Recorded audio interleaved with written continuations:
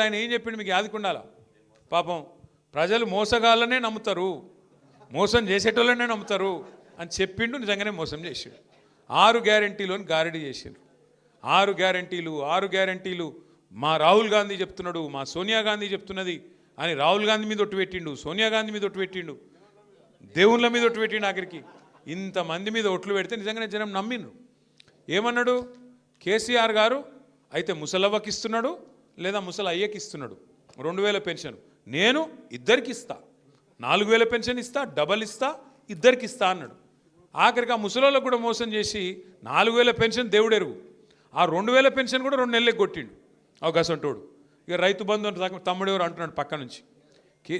భారతదేశంలో స్వాతంత్రం వచ్చిన తర్వాత రైతు దగ్గరికి వెళ్ళి తీసుకున్నోడే తప్ప, తీసుకున్న ప్రభుత్వమే తప్ప ఇచ్చినవాడేవాడు లేడు. మొట్టమొదటిసారి 73,000 కోట్ల రూపాయలు రైతుల ఖాతాల్లో, 70 లక్షల మంది రైతుల ఖాతాల్లో వేసిన నాయకుడు కేసీఆర్.